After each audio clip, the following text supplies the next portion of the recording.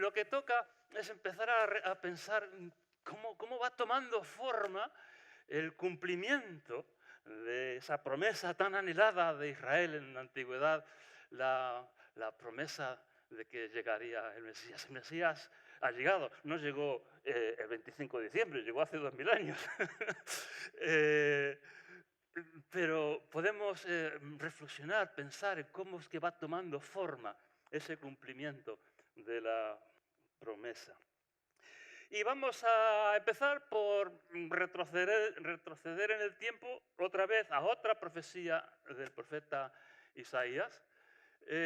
Y pensando en torno a esta idea de Isaías 49, de 1 a 7, a pensar acerca de Israel como la luz de las naciones, que es lo que viene a expresar aquí Isaías. Vamos a ello. Oídme allá en la costa del mar y hacedme caso los que vivís lejos de aquí. El Señor me emplazó desde el vientre, desde el útero de mi madre me llamó por nombre. Estableció mi boca como espada filosa, me escondió bajo la sombra de su poder, me puso por flecha afilada, bien guardada en su aljaba. Me dijo, siervo mío eres tú, Israel, que de ti presumiré. Yo había creído que me estaba esforzando de balde, que en vano y sin efecto había agotado mis fuerzas. Pero mi causa la decide el Señor, mi recompensa Dios. Y ahora el Señor que me formó en el vientre para ser siervo suyo, ha sentenciado que Jacob sea restituido, que Israel sea recuperado para él. Importante soy en la opinión del Señor y Dios ha sido mi fuerza. Ha dicho, no basta con que seas esclavo mío, que levante las tribus de Jacob y atienda a Israel para traerlos de vuelta. También te he dado ser una luz para las naciones, para que mi salvación se extienda hasta el último rincón de la tierra. Así dice el Señor, Redentor de Israel, a su sagrado Israel, al humillado hasta el alma, a la nación detestada, esclavizada por los que mandan. Los reyes entenderán, los gobernantes se levantarán para hacer reverencias, por cuanto el Señor consagra indudablemente a Israel y te ha elegido. Vamos a lo siguiente. Israel, la historia en el Antiguo Testamento es una historia complicada. Israel, elegido, escogido por Dios, inmerecidamente, sencillamente porque Dios tiene derecho y potestad para decidir este tipo de cosas y elige a Israel desde antes que existiera tal cosa como Israel, ya con su patriarca primitivo Abraham. Israel vive una historia muy mezclada. De, por una parte, la salvación gloriosa, inesperada de Dios en momentos de profunda necesidad, como su esclavitud en Egipto, pero también desobediencia, falta de lealtad a Dios, mezclas de ideas en las que se mezcla el culto a Dios con el culto a los Baales y a Astarte y otros dioses cananeos de su entorno.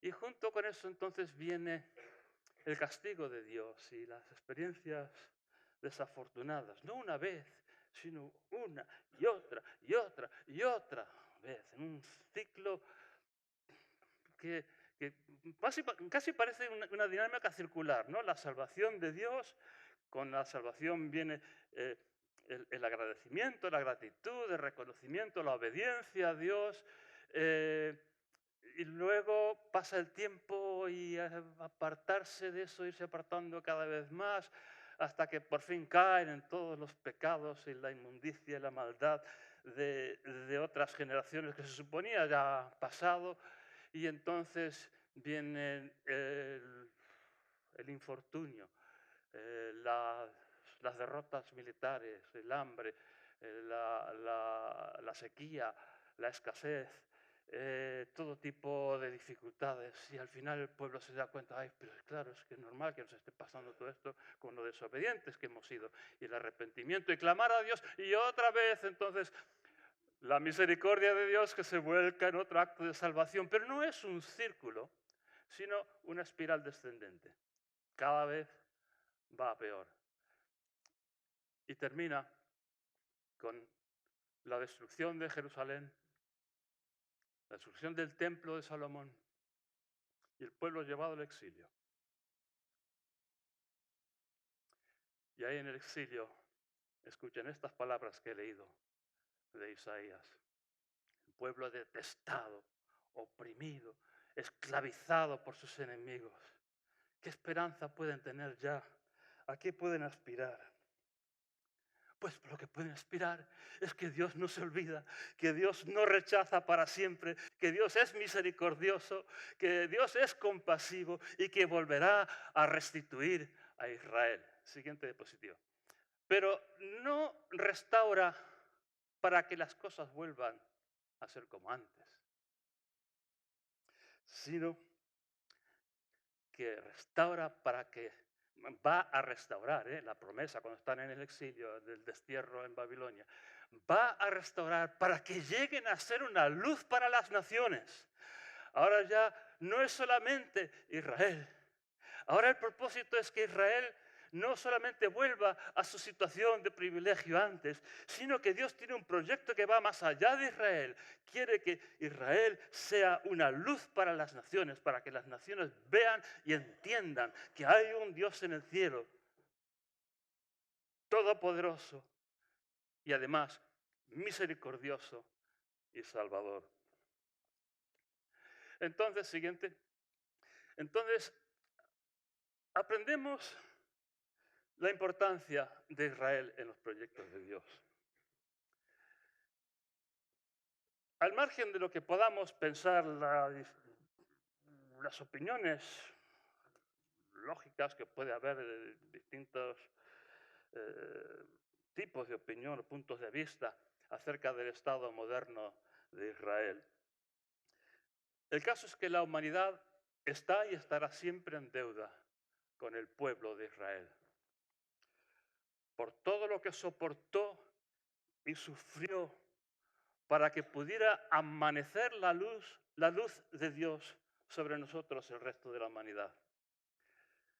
Si no fuera por este proyecto magno de Dios, todo lo largo del Antiguo Testamento que culmina con Cristo, pero que sucede con los judíos, si no fuera por eso, ¿dónde estaríamos nosotros? ¿Qué esperanza tendríamos nosotros? Damos una enorme deuda con el pueblo judío. Como digo, puedes tener la opinión que te parezca sobre la política en el cercano Oriente, en el Medio Oriente, el Estado de Israel, pero el pueblo judío estamos siempre infinitamente en deuda con ellos. Han sufrido mucho para poder traernos al mundo la luz de la salvación de Dios. Siguiente diapositiva. Vamos ahora al segundo punto, es el Salmo 40. Y aquí observamos cómo Israel conoce y anuncia la salvación y la gracia no merecida del Señor. Vamos a ello. ¡Ay, cuánto esperé al Señor! Pero se inclinó en mi dirección y atendió mi súplica. Me levantó del pozo inundado, del lodos inmundos. Colocó mis pies sobre piedra y afianzó mis pasos. Puso en mi boca un canto nuevo, un himno a nuestro Dios. Que lo vean muchos y se impresionen y se encomienden al Señor. ¡Qué dicha la del valiente que lo fía todo al Señor! Que no se encomienda a fanfarrones ni se despista con mentiras.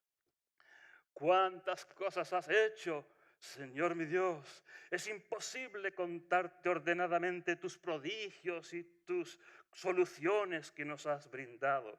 Lo recito y lo cuento, pero me supera su cantidad. Al oído me has descubierto que no te agrada ni sacrificio ni ofrenda, que no pides ni carne quemada ni saldar agravios con muerte. Así que pensé, ya sé. Traeré anotado en un cuaderno todo lo que me define, que me encanta hacer lo que te agrada, que tengo interiorizada tu instrucción, que he anunciado tu justicia ante todos. Mira que no me estoy cortando de hablarlo. Señor, tú eso lo sabes. No he escondido tu justicia en mi mente, sino que he predicado tu fidelidad y tu salvación. No he ocultado de la comunidad entera tu compasión y tu lealtad. Siguiente. Ya estamos.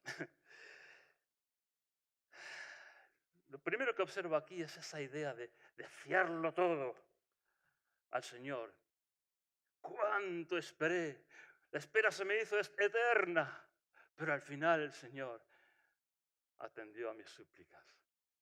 Experimentar que cuando nos encomendamos al Señor, el Señor es fiel. A veces sí, como es la experiencia que relata el Salmo. Yo creo que, resumiendo en sus palabras de alabanza un poco la experiencia de todo su pueblo judío, a veces la espera se hace eterna, se hace difícil y larga, pero al final el Señor atiende a las súplicas de su pueblo. Siguiente, pero no es una salvación provocada por sacrificios y holocaustos, mm, por la muerte de animales para de alguna manera provocar, como si fuera algún acto mágico, eh, la intervención y la compasión de Dios. No, la salvación de Dios es siempre gratuita, inmerecida. No se consigue ni con sacrificios ni por méritos. ¡Qué maravilla! Dios interviene, claro que interviene. Dios es Salvador, claro que es Salvador. Pero no porque nosotros nos esforcemos, porque nosotros seamos los más buenos, porque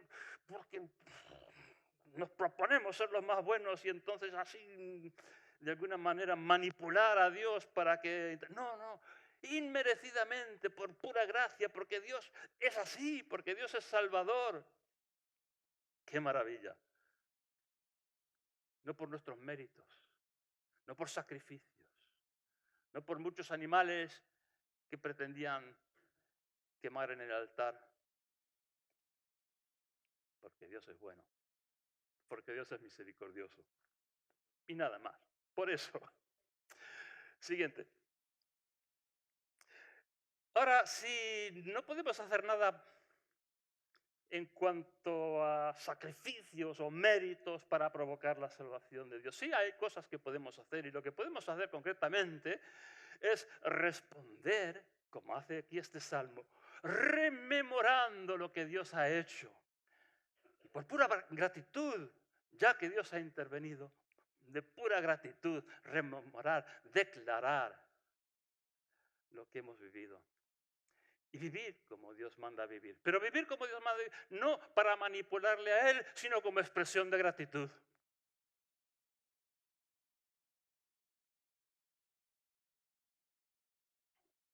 Siguiente. Eso entonces es lo que aprendió Israel en su historia.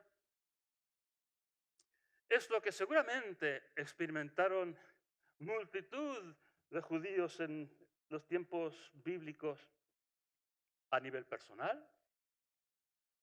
Puede ser la experiencia de toda la nación. Cuando habla de esa multitud de prodigios y de proezas y de intervenciones de Dios que es imposible enumerar, seguramente está pensando en toda la nación, pero también a nivel individual, personal, ellos podían experimentar esto. Y es lo mismo que experimentamos nosotros hoy. Eh, una de las epidemias de nuestra sociedad hoy día es la depresión. Y hay, gracias a Dios, hay soluciones médicas y pastillas que se pueden tomar, etcétera, etcétera. A mí me ayudaron. Pero una de las cosas que ayuda también, me ayuda mucho, es para apagar ese ciclo vicioso de pensamientos negativos, empezar a enumerar, rememorar cómo Dios ha actuado en el pasado. No es magia, y a veces vamos a necesitar de todas maneras que nuestro médico de cabecera o quien sea nos recete alguna cosa, pero sí que ayuda.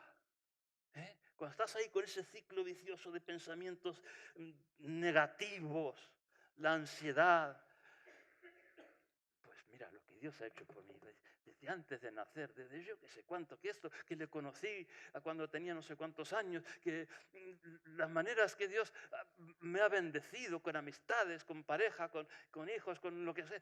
Y empezamos a rememorar, pero ¿cuántas son? Es que además, cuanto más pienso en ello, sería imposible recordarlas todas.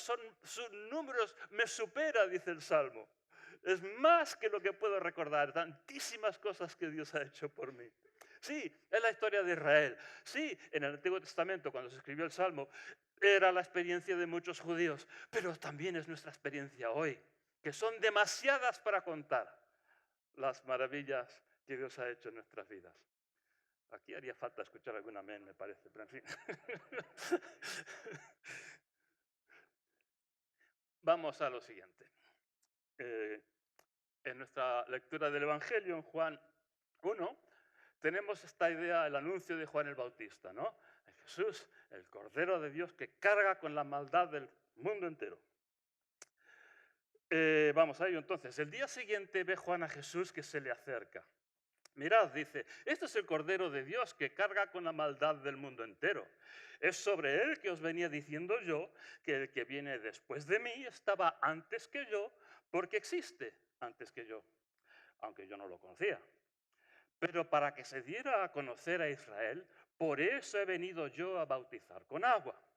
Entonces testificó Juan, he visto el aliento descender como una paloma desde el cielo, dijo, y que revoloteaba sobre él. Yo tampoco lo conocía, pero el que me mandó a bautizar en agua, ese me dijo, la persona sobre la que veas descender el aliento y revolotear sobre él, ese es el que bautizará con aliento sagrado.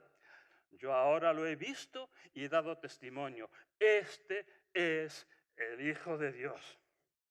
El día siguiente se hallaba Juan con dos de sus discípulos y al ver a Jesús pasar andando, dice, mirad, este es el Cordero de Dios. Sus dos discípulos le oyeron decirlo y siguieron a Jesús. Se dio vuelta a Jesús y vio que le seguían. ¿Qué pretendéis?, les dice. Ellos contestaron, Rabí, que significa mi maestro, ¿dónde te alojas? Venid y lo veréis, dice él. Entonces fueron y vieron dónde se aloja y se quedaron con él ese día porque ya atardecía. Uno de los dos que habían oído a Juan y siguieron a Jesús era Andrés, el hermano de Simón el Piedra. Lo primero que hizo fue buscar a su hermano Simón y le dice, hemos descubierto al Mesías, es decir, el ungido. Se lo lleva donde Jesús. Cuando lo vio Jesús, dijo, tú eres Simón, el hijo de Juan. A ti te llamarán Cefas, es decir, el Piedra.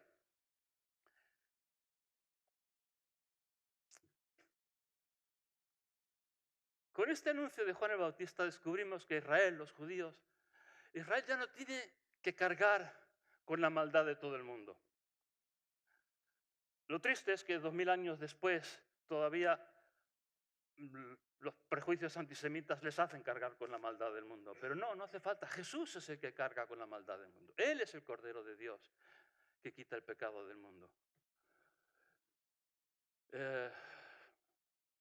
La historia tan desafortunada de Israel con el antisemitismo y de Israel ya en sus experiencias del Antiguo Testamento, como relatábamos muy brevemente, pero también desde entonces. Qué desafortunado es cuando ya no es Israel el que carga con el pecado del mundo. Es Jesús, el Cordero. Que nunca se nos olvide eso. Porque estamos hablando de esto, de que va tomando forma el cumplimiento, pero nunca debemos olvidar que la promesa era para Israel. y que todas las formas antisemitas de entender el cristianismo son una traición a todo lo que es el Antiguo Testamento y la Biblia. Bien, entonces Israel ya no carga con la maldad del mundo, carga con ello Jesús, siguiente. Y también Israel ya no necesita ser la luz del mundo, porque Jesús es la luz del mundo. Y esto también venía unos versículos antes, en el mismo capítulo 1 de Juan, viene expresada esta idea también, ¿no? De que Jesús es la luz del mundo. Así que agradecidos a Israel, han cumplido su función, que Dios les bendiga por todo lo que, lo que nos han aportado, pero ahora la luz del mundo es Jesús. Él es el que ilumina las vidas de todos nosotros. No solamente de Israel, cuidado, es la luz del mundo, de todos nosotros. Sí, un poco repitiendo el concepto, ¿no? de la importancia de Israel en los planes de Dios, pero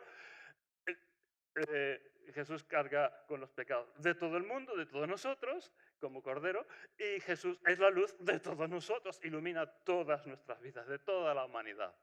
Gloria a Dios. Hay esperanza para todos nosotros. Y lo que vemos a lo siguiente es que estos discípulos de Juan, dos de ellos por lo menos, escuchan y deciden, bueno, pues si este es el Cordero de Dios, vamos a seguirle a Él.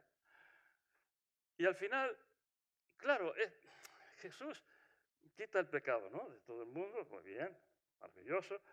Es la luz, la iluminación interior de todo el mundo, amén, gloria a Dios. Pero claro, la clave de ello es decidir como decidieron estos dos discípulos de Juan, pues entonces vamos a seguirle. Es que si no le seguimos, pues, en fin, seguimos en nuestra maldad y seguimos en nuestra oscuridad.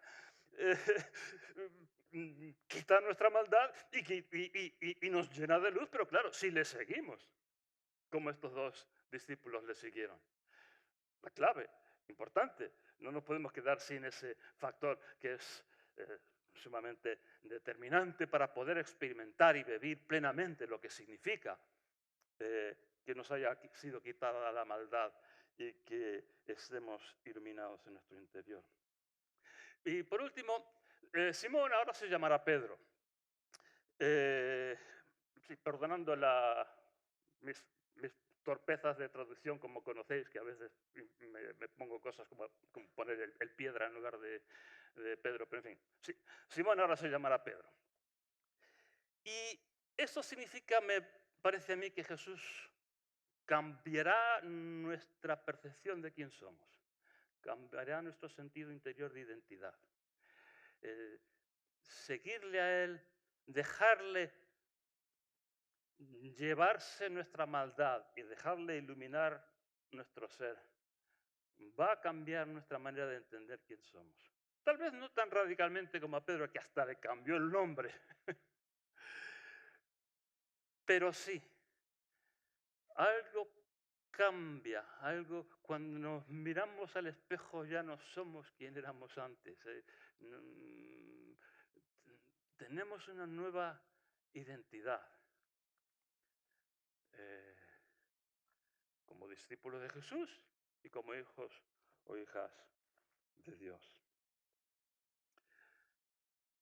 Y ahora, por último, esta idea de 1 Corintios 1, del 1 al 9, pasamos a la epístola, donde nos vemos enriquecidos en todo, porque el testimonio de Cristo arraigó, dice Pablo a los Corintios, arraigó entre vosotros, no lo podemos aplicar a nosotros, arraigó entre nosotros el testimonio de Cristo. Vamos a esta lectura. Entonces, Pablo, llamado por la voluntad de Dios a ser apóstol de ungido Jesús, y el hermano Sóstenes, a la asamblea de Dios que está en Corinto, consagrados de llamamiento, con todos los que en todo lugar invocan el nombre de Jesús ungido, nuestro soberano, de ellos y de nuestro. Gracia a vosotros y paz de parte de Dios nuestro Padre y del soberano Jesús ungido. Agradecido a mi Dios estoy siempre por vosotros al considerar la gracia de Dios que os ha sido concedida en ungido Jesús. Por él habéis sido enriquecidos en todo, en toda palabra y en todo conocimiento en cuanto al testimonio de ungido que arraigó entre vosotros. Por eso no os quedáis atrás en ninguna gracia divina mientras aguardáis con ilusión la manifestación de nuestro soberano Jesús ungido. Él mismo os hará fuertes hasta el fin, intachables cuando llegue el día de nuestro soberano Jesús ungido. Fiel es Dios. Por eso habéis sido llamados a la comunión de su Hijo Jesús ungido, nuestro soberano. Bueno, tenemos en primer lugar esta proliferación de títulos en torno al nombre de Jesús. Al final el hombre se llamaba Jesús. En todo caso, Jesús, Ben Yosef, o sea, hijo de José, eh, pero, pero tenemos toda esta proliferación de títulos, ¿no? Señor, soberano, Cristo, es decir, ungido. Eh, y luego, además usa estos títulos casi como si fueran el propio nombre de Jesús. Eh, es muy curiosa esta manera, como ya lo hemos comentado en otras oportunidades, ¿no? Como Pablo, como que se está inventando una nueva manera de hablar al tratar de expresar la realidad de la identidad de Jesús, donde sus títulos pasan a ser parte de su nombre personal. Eh, es muy interesante.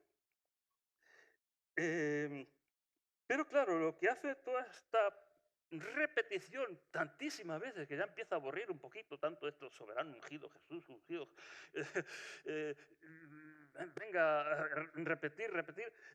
Lo que está queriendo enfatizar es que estos títulos de Jesús acreditan eh, su, su categoría, su rango, como plenipotenciario de Dios, para habernos llamado a su comunión, habernos incorporado al pueblo de Dios. Volvemos a donde empezamos. Todas estas promesas del Antiguo Testamento, siempre los judíos, Israel. ¿Y nosotros con qué facha, con qué permiso, con qué autorización nos sentimos parte de ese pueblo?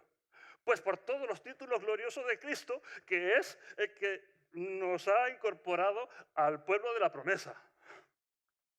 No somos menos que los judíos, porque quien nos concede nuestra categoría delante de Dios es nada menos que este Jesús, con tantos títulos que Pablo venga a repetir, repetir, repetir, para que no se nos olvide la importancia de Jesús, que es el que nos ha incorporado a nosotros al pueblo de la promesa.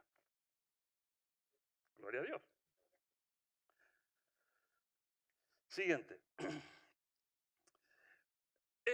Luego, hemos sido consagrados. Yo creo que las otras traducciones igual ponen santificados. Hemos sido hechos santos, hemos sido consagrados, entregados plenamente.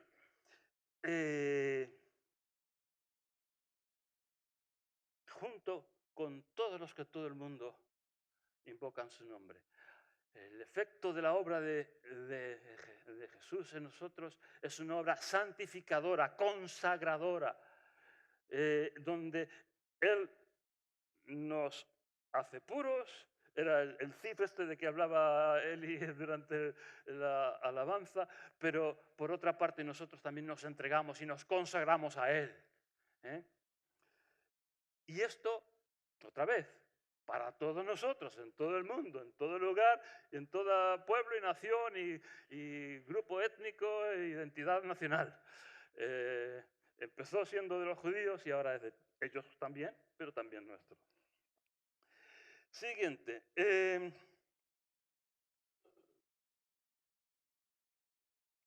A ver.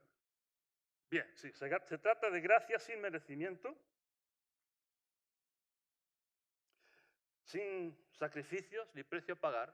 La palabra gracia se repite 2 veces en este párrafo cortito que hemos leído al principio de Corintios. Gracia. Como había dicho ya el Salmo, ¿recordáis? Ellos también habían experimentado que no era por sacrificios, ni por holocaustos, ni rituales, no porque nosotros consigamos manipular a Dios para que nos... No, la misma gracia que experimentó el salmista es la gracia que está comentando ahora el apóstol Pablo. ¡Qué maravilla! ¡Qué maravilla! Es que si tuviéramos que ganárnoslo por nuestros merecimientos, por nuestros méritos, lo tendríamos muy crudo. Pero lo tenemos por gracia y porque Dios es misericordioso. O como dice en este mismo pasaje que acabamos de leer, Dios es fiel. Y porque Dios es fiel, en su misericordia y en su gracia nos da esto. Siguiente. Luego también han sido derramadas sobre nosotros, sobre su pueblo, dice, todas las gracias divinas, la palabra es carismata en griego, dones, pero son manifestaciones concretas de la gracia de Dios. Y dice, no os falta nada en cuanto a estas gracias divinas necesarias para el funcionamiento del pueblo de Dios y para poder ministrar y servir y sanar al mundo a vuestro alrededor. Tenemos la unción y el poder y los carismas del Espíritu Santo operando en nosotros la Iglesia para poder curar nuestras heridas y también, ¿por qué no?, ministrar al mundo. ¡Qué maravilla! Como digo, el tema esta mañana es empezar a ver cómo va tomando forma el cumplimiento de la promesa. Pues ya va cogiendo cuerpo esto, ¿verdad? Esto está muy bien. Creo que me quedaba algo más. Sí. Y luego dice que estamos aguardando todavía la manifestación culminante de Cristo. Sí, porque es muy bonito lo que estamos viviendo ahora, esta experiencia de la presencia de Dios entre nosotros, la Iglesia, con nosotros personalmente, cada individuo. Pero claro, nos damos cuenta que todavía queda mucho en este mundo por arreglar. Hay muchas cosas que no satisfacen del todo. Sí, estamos aguardando. Hay una culminación perfecta al final. Estamos aguardando esa manifestación última de nuestro Mesías Jesús. Y por último, mientras tanto, dice Pablo en estos primeros versículos de la primera carta a los Corintios, mientras tanto, Él nos hará, Él nos hará fuertes en Él, nos fortalecerá y nos hará capaces de aguantar, de seguir siendo fieles, de ministrar donde haga falta, por su fuerza, su fortaleza que nos inunda. Bueno, ha sido muchos conceptos, entonces vamos a hacer un repaso. Como veíamos, nuestro tema esta mañana es que va tomando forma el cumplimiento de la promesa recibida por los profetas. Y habíamos visto siguiente, en Isaías vimos el auge y declive y esperanza de Israel en el Antiguo Testamento. Vimos que Dios restaurará, pero no para que las cosas vuelvan a ser como antes, sino que Israel será una luz para las naciones ahora. Y vimos que la humanidad estamos en deuda con el pueblo de Israel. En la siguiente, en el Salmo 40, vimos que hay que fiarlo todo al Señor y así experimentar su salvación. Vimos también que esa salvación es gratuita, inmerecida, no se consigue con sacrificios ni por méritos. Y luego vimos también que lo que sí se puede hacer, sin embargo, es responder rememorando lo que Dios ha hecho y por pura gratitud vivir como Dios manda.